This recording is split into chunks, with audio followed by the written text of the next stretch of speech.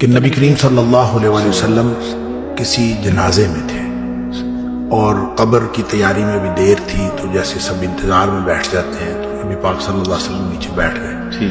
آپ کے ہاتھ میں ایک چھڑی تھی اور آپ زمین میں جیسے آدمی کچھ سوچ رہا ہوتا ہے تو ساتھ ساتھ ویسے تو پھر آپ نے اس موقع پر ایک بات ارشاد فرمائی. پھر آپ نے دونوں کیفیتوں کو الگ الگ بتایا. آپ نے فرمایا جب مومن کی روح نکلتی ہے تو فرشتے آتے ہیں، ملک الموت جنت سے کفن لے کے آتے ہیں، اور وہ جیسے میں نے پہلے بھی عرض کیا کہ وہ آ کے فرشتے سارے اپنی اپنی ڈیوٹیاں لگ جاتی ہیں، اور پھر وہ اس کے کان میں آ کے کہتا ہے ایتھا النفس الطیبہ، اے پاکیزہ روح نکلو، اخرجی الی مغفرۃ من اللہ ورضوان، سبحان اللہ کی مغفرت اور اللہ کی خوشنودی کی طرف نکلو.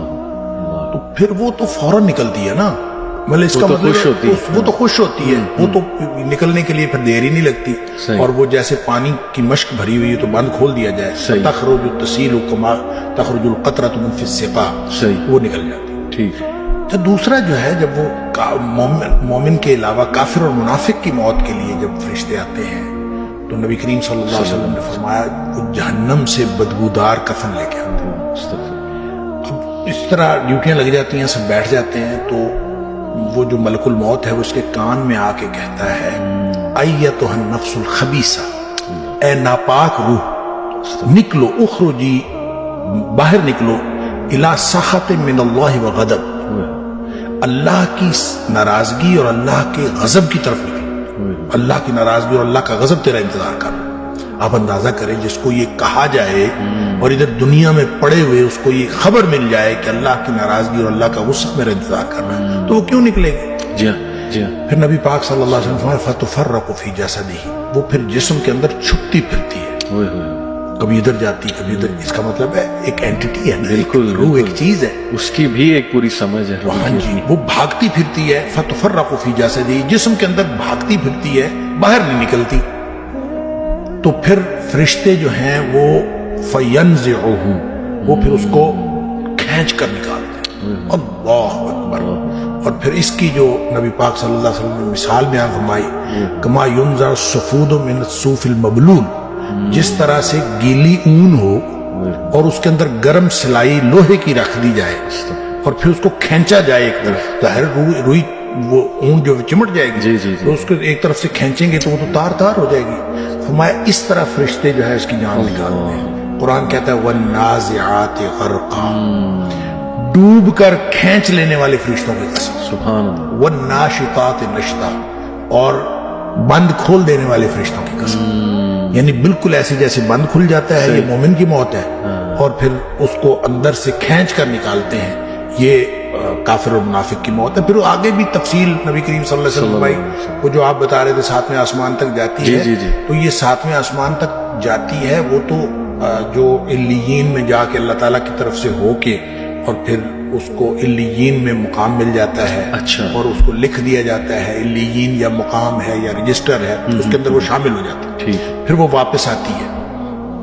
اسی طرح جب منافق کی اور کافر کی روح جاتی ہے اس کو بھی فرشتے پکڑ کے لے جاتے آسمان کی طرف ہی ہیں، لیکن آسمان کے دروازے ہی نہیں کھولے جاتے.